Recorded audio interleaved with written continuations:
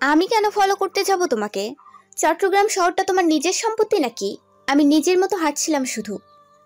মেয়েটার বলা কথাটা মোটেও বিশ্বাসযোগ্য মনে হয় না সাদাতের।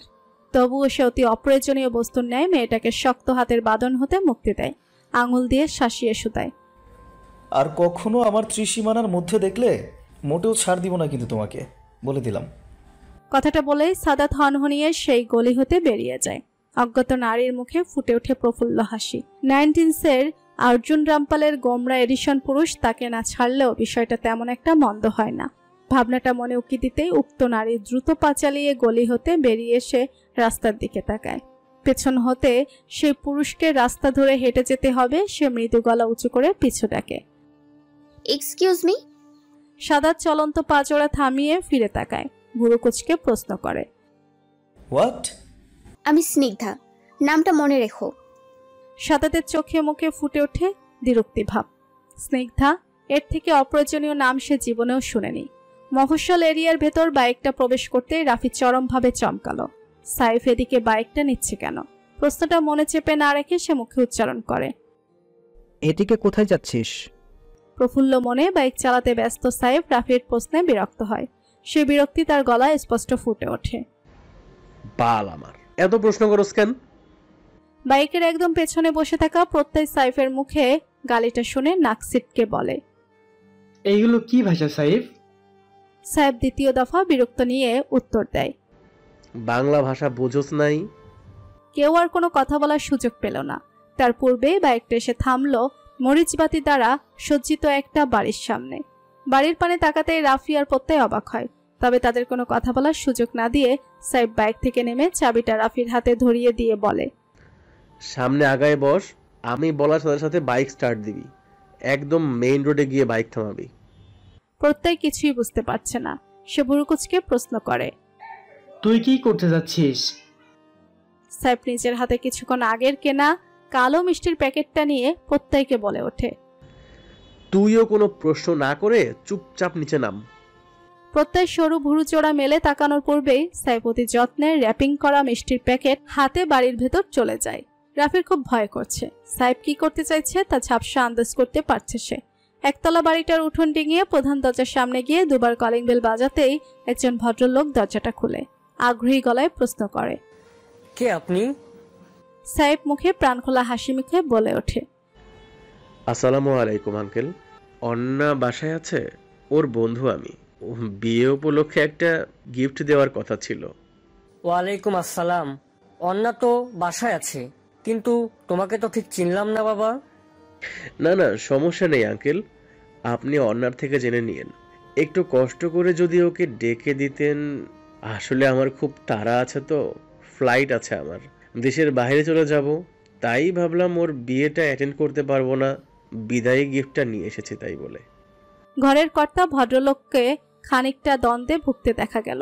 তবুও তিনি গলা উঁচু করে ডাকেন, অন্না, অন্না, দেখো তো তোমার কোন বন্ধু এসেছে। কিছুক্ষণের মধ্যেই ঘরের ভেতর থেকে বেরিয়ে আসে শাড়ি পরিহিত, গায়ে হলুদের সাজে সজ্জিত এক রমণী। দরজার কাছে আসতেই তার ভুরু কুঁচকে যায়। অবাক সুরে প্রশ্ন করে, আপনি কে? সাইফার এক মুহূর্ত দেরি না করে র্যাপিং প্যাকেটটা ভদ্রলোকের হাতে ধরিয়ে দিয়ে অন্যের উদ্দেশ্যে প্রশ্ন ছুড়ে, রাফিকে ভালোবাসো? প্রশ্নটা শুনতেই অন্যার চোখ বড় বড় হয়ে যায়। সে ভীত দৃষ্টি মিলে নিজের বাবার দিকে তাকায়, যিনি আপাতত রেগে মেগে আগুন গলায় প্রশ্ন করে যাচ্ছেন, এই ছেলে, কে তুমি? সাইফ সেদিকে ভ্রুক্ষেপ না করে ফের প্রশ্ন করে, চুপ থেকো না অন্না, আনসার মি। এটাই তোমার শেষ সুযোগ। তুমি কি রাফিকে ভালোবাসো? অন্না ভীত ও কাপা গলায় উত্তর দেয়, বাসি। সাইফ আর দেরি না করে খপ করে অন্যার এক হাত ধরে বাইরের দিকে ছুটে। পিছনে অন্যার বাবা চেঁচিয়ে ওঠে। ওনার চেঁচিমেচিতে ঘরের ভেতর হতে অন্যার মা আর বোনও বেরিয়ে আসে। আকস্মিক পরিস্থিতির ধাক্কা সামলাতে না পেরে অন্না অপ্রস্তুত হয়ে পড়ে। নিজেকে ছাড়ানোর চেষ্টা করে, কিন্তু গেট পেরিয়ে বাহিরে আসতেই তার সেই চেষ্টা থেমে যায়। অস্ফুট উচ্চারণ করে, রাফি। রাফি অবাক ও বিমর। সাইফ দেরি করে না, অন্নাকে বাইকের সামনে এনে দাঁড় করিয়ে বলে, বাইকে ওঠো, দেরি করো না, ফাস্ট।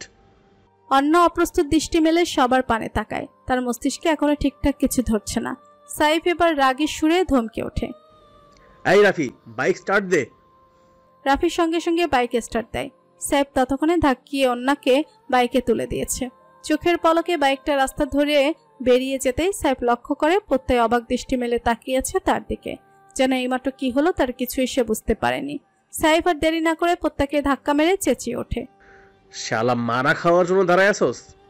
প্রত্যয় কিছু বুঝে ওঠার পূর্বেই দেখে বাড়ির ভেতর হতে একজন ভদ্রলোক লুঙ্গি এক হাতে ধরে চেঁচামেচি করতে করতে বেরিয়ে আসছে। তাকে দেখে প্রত্যয় ও সাইফের পিছু পিছু ছুটে বলে ওঠে, তুই একদিন আমাদের আত পাগলা বানিয়ে ছাড়বি সাইফ।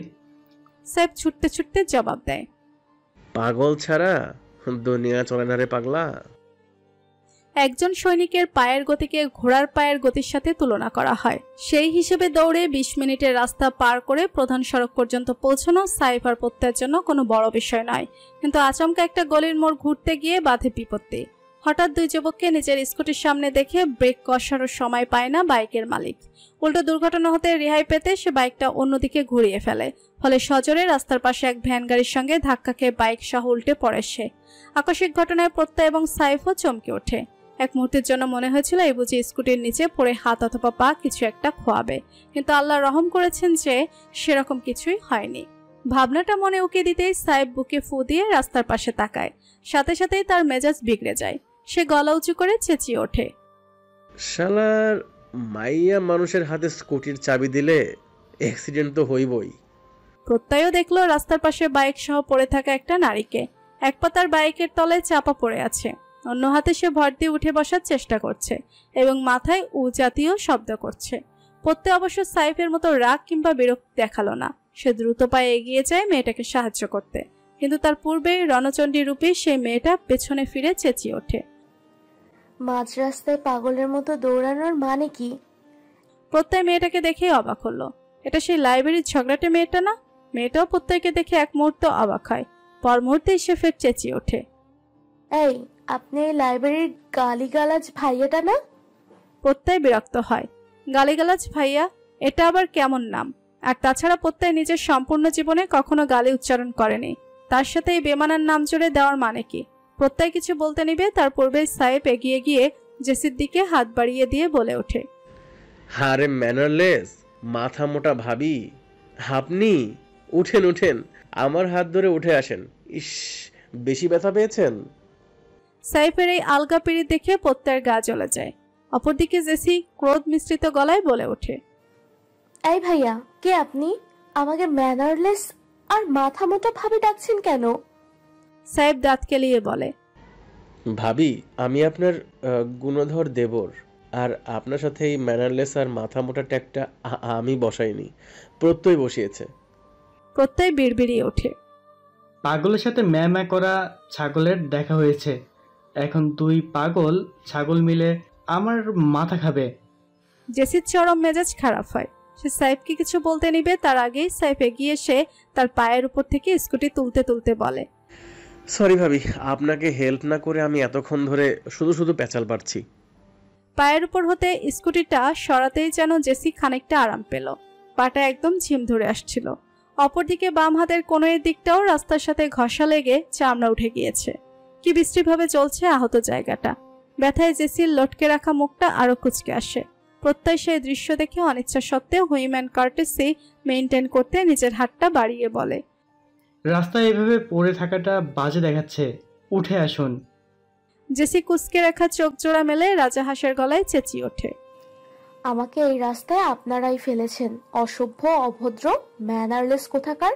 আপনাদের বাঁচানোর চক্করে আমি আহত হলাম, আর আপনারা কিনা থ্যাংক ইউ না বলে আমাকে পাগলের মতো আজে বাজে নামে ডাকা শুরু করে দিয়েছেন। প্রত্যয় আর কিছু বলতে নিবে তখনই পিছন হতে ভেসে আসে 4-5 জন লোকের গলা। সাইফ তখন জেসির স্কুটিটা তুলে তা পরিষ্কার করতে ব্যস্ত ছিল, কিন্তু কিছু মানুষের পদধ্বনি ও গলার স্বর শুনে সে পিছু ফিরে তাকায়। মুহূর্তেই তার মুখের রং পরিবর্তন হয়। মানুষগুলো কেমন চটে আছে তা তাদের চেহারাতে স্পষ্ট ফুটে আছে। 2-3 জনের হাতে লাঠি জাতীয় জিনিসও দেখা যাচ্ছে। সাইফ তা দেখে ভাবে এই লাঠির আঘাত তার পায়ে পড়লে সাইফের কিছু না হলেও তার এই সুঠাম দেহের বেশ অপমান হবে। সে অপমান সাইফ কখনো মেনে নিতে পারবে না। উপস্থিত বুদ্ধি অনুযায়ী সাইফ দ্রুত ভঙ্গিতে স্কুটিটায় বসে চাবি ঘুরিয়ে প্রত্যয়কে তাড়া দেয়।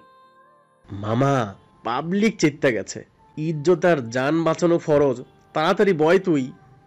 প্রত্যয়ের এক হাত তখনও জেসির দিকে বাড়ানো। সে ঘাড় ঘুরিয়ে লাঠি হাতে আসন্ন একদল পুরুষকে দেখছিল।